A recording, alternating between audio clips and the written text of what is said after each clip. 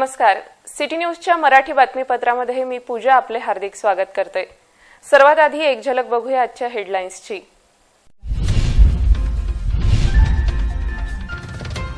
VVPAT machine संदर्भात पहिल्या प्रशिक्षणाचे आयोजन.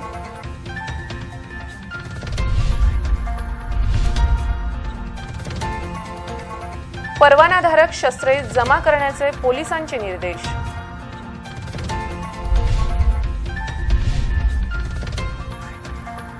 एसडीएम यांनी घेतली सर्व ठाणेदारांची बैठक.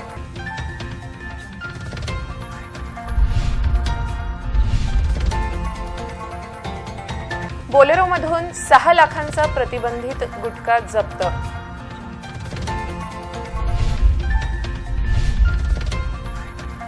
गव्हाच्या पिकाला लावली आग, शेतकऱ्यांचे 1 लाखाचे नुकसान. लोकसभा निवडणूक पाहता जिल्हा प्रशासन तयारीला लागलेलं आहे. या अनुषंगाने अकोला पश्चिम विधानसभा क्षेत्राकरिता व्हीव्हीपॅट मशीन माहिती संदर्भात प्रशिक्षणाचं आयोजन करण्यात आलं. अकोला लोकसभा मतदार संघाकरिता 18 मार्चपासून उमेदवारी अर्ज दाखल करण्याची प्रक्रिया सुरू होत असून 18 एप्रिलला मतदान प्रक्रिया घेण्यात येत आहे. या अनुषंगाने जिल्हा निवडणूक विभागाद्वारे पूर्वतयारी करण्यात येत आहे. यावेळेस पहिल्यांदा लोकसभा निवडणुकीत ईव्हीएम मशीन सोबत व्हीव्हीपॅट मशीन जोडण्यात येत आहे. व्हीव्हीपॅट मशीन कशी हाताळावी या उद्देशाने जिल्हाधिकारी कार्यालयातील नियोजन भवनात पहिल्या प्रशिक्षणाचे आयोजन बुधवारी करण्यात आलं. पहिले प्रशिक्षण शिबिर अकोला 30 पश्चिम विधानसभा मतदारसंघातील पोलिंग बूथ कर्मचाऱ्यांसाठी घेण्यात आलं. यावेळी उपजिल्हाधिकारी गजानन सुरंजे, तहसीलदार नझुल, मनोज लोणारकर, नायब तहसीलदार श्रीमती काकड उपस्थित होते. यावेळी व्हीव्हीपॅट व ईव्हीएम मशीनबाबत मतदान प्रक्रियेसंदर्भात प्रशिक्षण देण्यात आलं. लोकसभा निवडणुकीदरम्यान कायदा व सुव्यवस्था कायम राहावी या उद्देशाने जिल्ह्यातील परवानाधारक बंदूकधारकांनी आपली शस्त्रे जमा करण्याचे निर्देश पोलीस विभागाद्वारे देण्यात आले. सदर परवानाधारक शस्त्र संबंधित पोलीस स्टेशनमध्ये जमा करण्याचे आवाहन करण्यात आले. निवडणूक आयोगाने लोकसभा निवडणुकीची घोषणा केली. त्यानंतर आदर्श आचारसंहिता लागू झाली. ही बाब लक्षात घेता जिल्हा व पोलीस प्रशासनाद्वारे लोकसभा निवडणुकीदरम्यान कायदा व सुव्यवस्था कायम ठेवण्यासाठी आवश्यक उपाययोजना करण्यात येत आहे. या अंतर्गत अकोला जिल्ह्यातील परवानाधारक बंदूकधारकांकडून शस्त्र जमा करण्याची कारवाई सुरू करण्यात आली. अकोला शहरात बंदूक लायसन्स धारकांची संख्या जवळपास 250 एवढी आहे. या सर्वांना आपल्या बंदुका रिव्हॉल्व्हर संबंधित पोलीस स्टेशनमध्ये जमा करण्याची नोटीस बजावण्यात आली.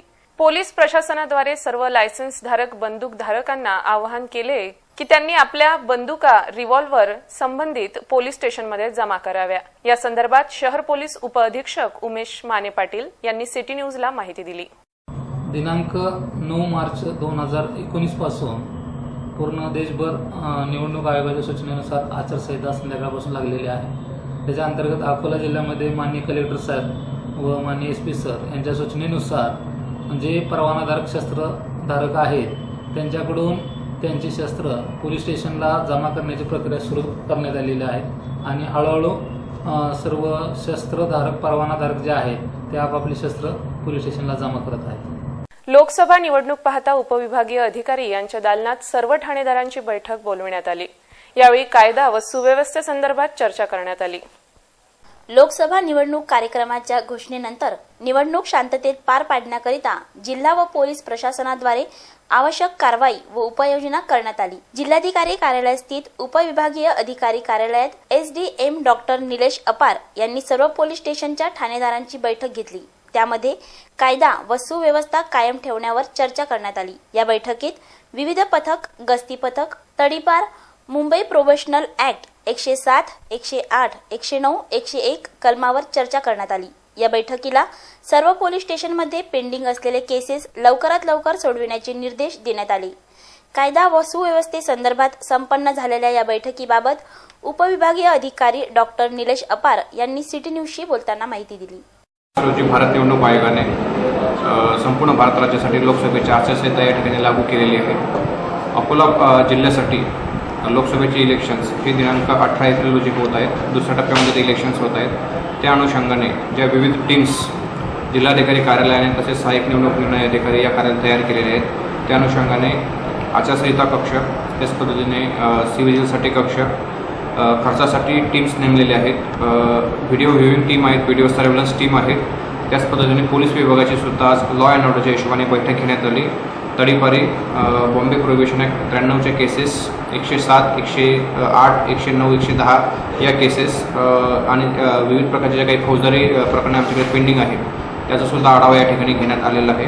पोलीस विभागाला संबंधित प्रस्ताव अजून काही दाखल करायचे असतील लॉ अँड ऑर्डरच्या अनुषंगाने तशा सूचना त्यांना दिलेल्या आहेत आणि साधारणतः निवडणुकीपूर्वी फौजदारी प्रकरणे सर्व निकाली काढण्यात येतील तशा सूचना संबंधित तहसीलदारांना सुद्धा देण्यात आल्या. बार्शी टाकळी तालुक्यातील पिंपळखुटा शेत शिवारात गव्हाच्या गंजीला अज्ञात इसमाने आग लावली. या आगीत शेतकऱ्याचे जवळपास 1 लाखाचे नुकसान झाले.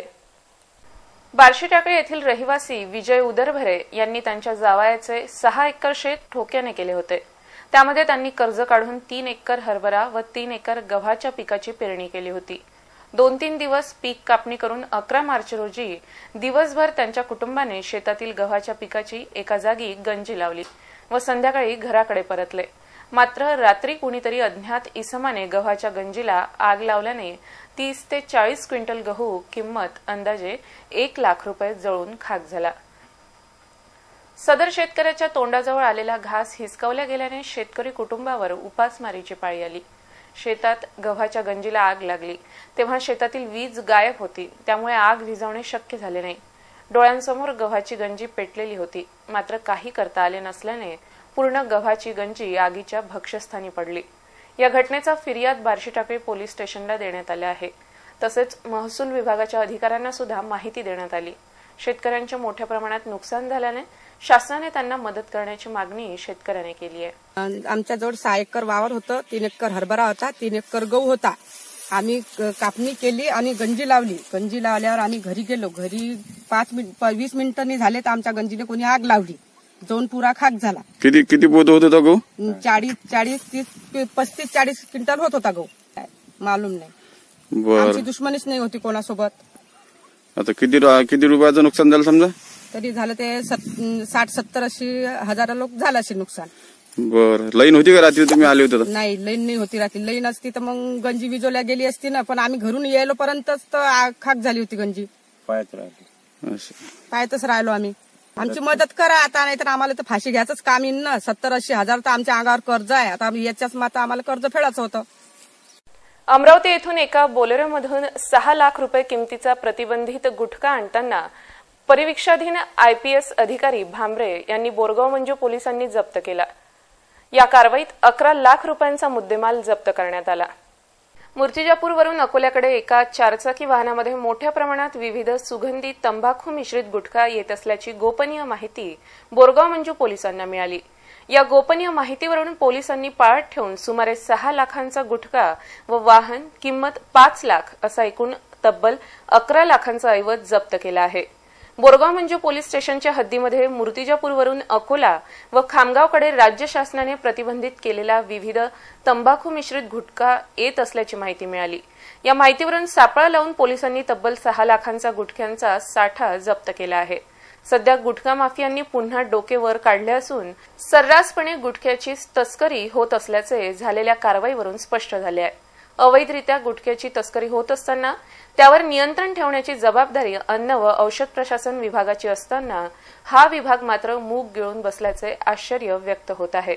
त्यामुळे शासन स्तरावरून ही बाब गांभीर्याने घेण्याची मागणी होत आहे. सदर गुटखा माफियांचा गुटखा जप्त करून तो अन्न व औषध प्रशासन विभागाकडे पुढील कारवाईसाठी सुपूर्द केला आहे. ही कारवाई परिवीक्षाधीन IPS अधिकारी गोरख भांबरे, बोरगाव मंजू पोलीस स्टेशनचे पोलीस निरीक्षक संजीव राऊत, पोलीस उपनिरीक्षक संतोष आघाव आदी अधिकारी कर्मचाऱ्यांनी केली आहे. काल दुपारी बोरगाव मंजू PS येथे मिळालेल्या गुप्त माहितीनुसार जो हायवे मूर्तिजापूर हायवे येथून एक प्रतिबंधित गुटख्याची वाहतूक केली जात असल्याची एक माहिती मिळाली होती आम्हाला. त्यानुसार आम्ही सापळा रचला आणि तेथे कारवाई करण्यासाठी PI राऊत साहेब, PSI आगाव साहेब आणि बाकी स्टाफला पाठवले असता एक पिकअप व्हेकलमधून प्रतिबंधित गुटख्याची वाहतूक करताना आढळून आला. तर त्या गाडीला आम्ही गुटख्याची ताब्यात घेतली असता त्या गाडीमध्ये जवळपास 6 लाख रुपयाचा गुटखा होता. तर आम्ही ती गाडी आणि गुटखा जप्त केला सध्या आणि पुढची कारवाई सध्या चालू आहे. जुने शहरातील एका अल्पवयीन युवतीचे अपहरण करून तिच्यावर अत्याचार केल्याची तक्रार पोलिसांना प्राप्त होताच सदर आरोपीला पोलिसांनी अटक केली। या आरोपीविरोधात पॉस्को अंतर्गत गुन्हा दाखल करण्यात आला। अकोला शहरातील एका अल्पवयीन युवतीचे अपहरण झाल्याची फिर्याद जुने शहर पोलिसात दाखल करण्यात आली। या प्रकरणी पोलिसांनी तातडीने तपास केला आणि आरोपीस ताब्यात घेतले। सदर युवतीला फूस लावून पळवून नेऊन तिच्यावर युवकाने बलात्कार केला। या प्रकरणी जुने शहर पोलिसांनी बलात्काराचा गुन्हा दाखल केला आहे। प्राप्त माहितीनुसार 17 वर्षीय अल्पवयीन युवतीचे अपहरण झाल्याची फिर्याद दाखल करून पोलिसांनी गुन्हा दाखल केला। सदर युवतीस एका युवकाने फूस लावून पळवून नेऊन तिच्यावर बलात्कार केला व तिला बेवारस सोडून तो पळून गेला। युवतीच्या फिर्यादीवरून जुने शहर पोलिसांनी या प्रकरणी सदर युवकास ताब्यात घेतले असून त्याच्या विरुद्ध कलम 376 पॉस्को अंतर्गत गुन्हा दाखल केला आहे। या संदर्भात पीएसआय वर्षा राठोड यांनी सिटी न्यूजशी बोलताना माहिती दिली। अकोला शहरात प्रथमच आयन बॅटरीसह ई रिक्षा उपलब्ध झाली असून त्याचे अधिकृत विक्रेता न्यू भारत ऑटो इंजिनिअरिंग हे आहेत। यासोबतच प्रदूषणमुक्त टू व्हीलर या ठिकाणी उपलब्ध आहेत। दिवसेंदिवस पेट्रोल व डिझेलचे भाव वाढत चालले आहेत, त्यामुळे कोणतेही वाहन चालवणे कठीणच नव्हे तर महागात पडत आहे। यावर पर्याय म्हणून भारत शासन मान्यताप्राप्त ई रिक्षाकडे पाहिले जात आहे। सध्या अकोला शहरातील प्रमुख मार्गांवर जवळपास 50हून अधिक ई यात्री रिक्षा धावत आहेत। प्रवासीही या ई यात्रा रिक्षाला पसंत करीत आहेत। अकोला शहरातील टॉवरच्या मागे सांगलीवाला शोरूमजवळ न्यू भारत ऑटो इंजिनिअरिंग हे ई रिक्षाचे अधिकृत विक्रेते आहेत। या ई रिक्षामध्ये heavy duty aluminium hydrochloric spring shock up, 12 महिन्यांच्या वॉरंटीसह एक्साइड बॅटरी, 500 किलो भार उचलण्याची क्षमता, no petrol, no diesel, no gas, विना परमिट, प्रदूषणमुक्त, विविध रंगात उपलब्ध या ई रिक्षात विविध वैशिष्ट्ये आहेत। ई रिक्षांच्या माध्यमातून बेरोजगार दरमहा 15 ते 20 हजार रुपये उत्पन्न कमावू शकतात। न्यू भारत ऑटो इंजिनिअरिंगद्वारे ही ई रिक्षाकरिता सर्व्हिस सेंटर, स्पेअर पार्ट सेवांसह लोन सुविधा उपलब्ध करून दिल्या जात आहेत। ई रिक्षा सोबतच इथे टू व्हीलरचे नवीन मॉडेल उपलब्ध आहेत, अशी माहिती न्यू भारत ऑटो इंजिनिअरिंगचे हरीश चांडक व आदित्य भक्कड यांनी सिटी न्यूजशी बोलताना दिली। आपल्या अकोला शहरात पहिल्या वेळेस लक्ष्मीकांत मित्तल मॅन्युफॅक्चरिंग पुणा येथील ई बाईक आणलेली आहे। या ई बाईकचे वैशिष्ट्य असे आहे की याच्यात एकच बॅटरी, लिथियम आयन बॅटरी हा प्रकार असून याचा जो ॲव्हरेज आहे हा 45चा स्पीड आहे आणि ॲव्हरेज याचा जो आहे तो 60 किलोमीटर ही गाडी डबल सीटमध्ये धावते। अशा प्रकारे उत्तम आणि स्वस्त किमतीतनी माफक दरात आपल्या अकोला शहरात आपण उपलब्ध केलेली आहे शहरवासियांच्या सेवेकरिता।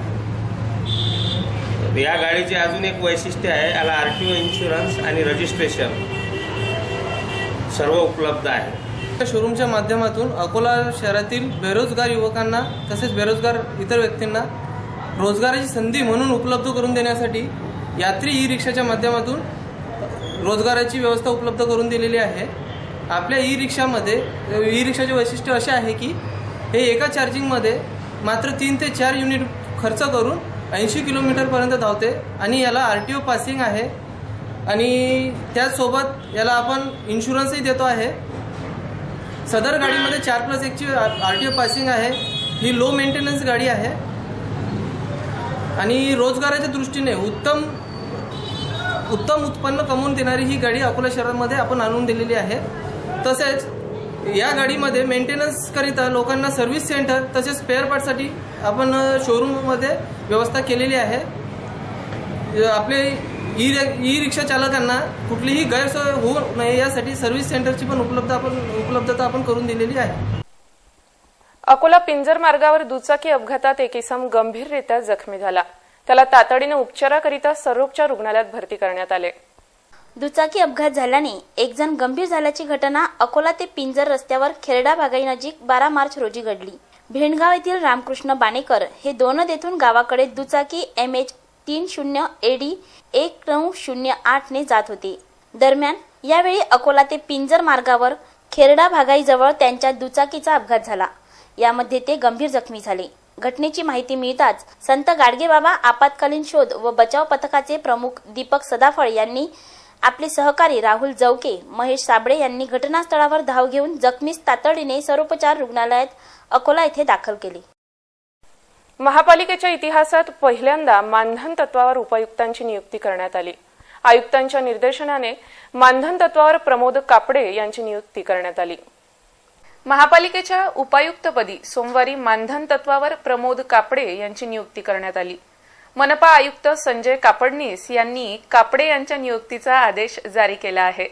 मनपातील उपायुक्तांसह विविध महत्वाची पदे रिक्त असल्यामुळे मनपाचा प्रशासकीय कारभार प्रभावित झाला आहे. उपायुक्त सुमंत मोरे यांची बदली झाल्यानंतर सहाय्यक आयुक्त डॉक्टर दीपाली भोसले, पूनम कळंबे यांच्याकडे दोन्ही उपायुक्त पदांचा अतिरिक्त प्रभार सोपविण्यात आला. या दरम्यान शासनाने उपायुक्त पदासाठी विजयकुमार म्हसाळ यांचे नियुक्ती आदेश जारी केले, परंतु अद्यापपर्यंत म्हसाळ मनपात रुजू झाले नाहीत. प्रशासकीय कामकाजाची गाडी रुळावर आणण्यासाठी आयुक्त संजय कापडनीस यांनी उपायुक्त पदासाठी थेट मानधन तत्वावर वाशिम जिल्हा परिषदेतून सेवानिवृत्त झालेले उपमुख्य कार्यकारी अधिकारी प्रमोद कापडे यांची नियुक्ती करण्याचा निर्णय घेतला. सोमवारी कापडे उपायुक्तपदी रुजू झाले. त्यावेळी त्यांना आर्थिक अधिकारांपासून दूर ठेवण्यात आल्याची माहिती आहे.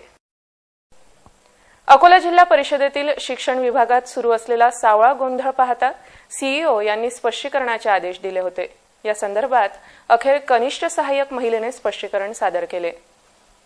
जिल्हा परिषदेच्या भरती प्रक्रियेत रुजू न केल्याने त्याविरोधात संबंधित शिक्षकांनी मुंबई उच्च न्यायालयाच्या खंडपीठात धाव घेतली. न्यायालयीन प्रकरणानुसार शिक्षणसेवक शाहिद इक्बाल यांना भरती प्रक्रियेत रुजू होण्याच्या दिनांकापासून वेतन श्रेणी लागू करण्यास तत्कालीन मुख्य कार्यकारी अधिकाऱ्यांनी फाईलवर नकारात्मक नोंद केली. शिक्षण विभागातील कनिष्ठ सहाय्यक सरोज तिडके यांनी मूळ फाईलमध्ये मुख्य कार्यकारी अधिकाऱ्यांनी मंजुरी दिल्याचे भासवत त्यानुसार वेतन श्रेणी लागू करण्याचा आदेश तयार केला. त्या आदेशाची आवक जावक नोंदवहीत नोंदही केली गेली. तो आदेश शिक्षण सेवकासह पंचायत समितीला पाठविला गेला. हा गंभीर प्रकार शिक्षणाधिकारी वैशाली ठग यांच्या निदर्शनास आला. या प्रकाराबाबत शिक्षणाधिकाऱ्यांनी नियम व शिस्तीचा भंग तसेच गंभीर स्वरूपाच्या चुका केल्याने कारवाई का करू नये अशी नोटीस 11 फेब्रुवारी रोजी दिली. त्यावर तिडके यांनी सोमवारी स्पष्टीकरण सादर केले. त्यातील तथ्यानुसार मुख्य कार्यकारी अधिकाऱ्यांकडे कारवाई प्रस्तावित केली जाईल असे श्रीमती ठग यांनी सांगितले. जिल्ह्यातील ग्रामपंचायत निवडणुकीसाठी सध्या तयारी सुरू असून 100 सदस्यांसाठी आतापर्यंत 219 जणांनी उमेदवारी दाखल केली आहे. ग्रामपंचायत निवडणुकीत यावर्षी सर्व जागांसाठी उमेदवारी दाखल झाली आहे. त्यामुळे यावेळी पहिल्यांदा रिक्त जागांचा अनुशेष संपुष्टात आला असून सरपंचांसाठी 90 तर 100 सदस्यांसाठी 219 जणांनी उमेदवारी दाखल केली आहे. बुधवार 13 मार्च हा उमेदवारी दाखल करण्याचा शेवटचा दिवस आहे. त्यामुळे एकूण उमेदवारांची संख्याही बुधवारीच स्पष्ट होणार आहे. जिल्ह्यातील 14 ग्रामपंचायतींसाठी सार्वत्रिक तर 3 ठिकाणी सरपंचासाठीची पोटनिवडणूक आगामी 24 मार्च रोजी होत आहे. यासाठी गेल्या 9 मार्चपर्यंत उमेदवारी अर्ज दाखल करण्यात आलेले आहेत. दरम्यान छाननी अंती हे सर्व अर्ज वैध ठरले असून आजच्या घडीला सर्व उमेदवार रिंगणात आहेत. 17 सरपंच आणि 100 सदस्यांसाठी ही निवडणूक होत आहे. विशेष म्हणजे सार्वत्रिक निवडणुका असलेल्या 13 ग्रामपंचायती 7 सदस्यीय असून 1 ग्रामपंचायत 9 सदस्यीय आहे असे जिल्हा प्रशासनाचं म्हणणं आहे. एक नजर टाकूया आजचा सुविचार हेल्थ टिप्स आणि ब्युटी टिप्सवर.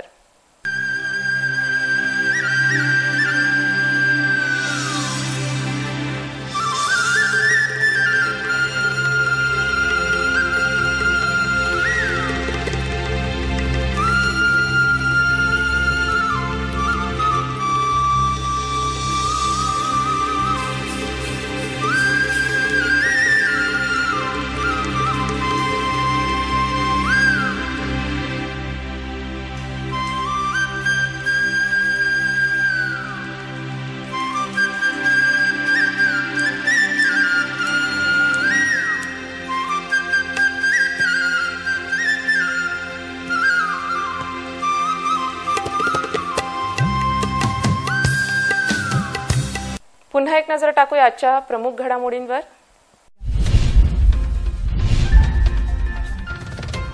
व्हीव्हीपॅट मशीन संदर्भात पहिल्या प्रशिक्षणाचे आयोजन.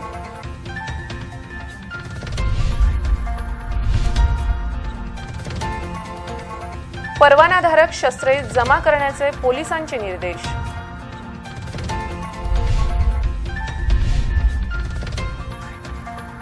एसडीएम यांनी घेतली सर्व ठाणेदारांची बैठक.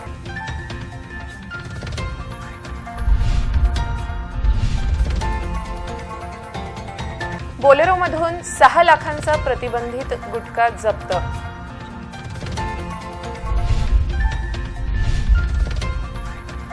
गव्हाच्या पिकाला लावली आग, शेतकऱ्यांचे 1 लाखाचे नुकसान.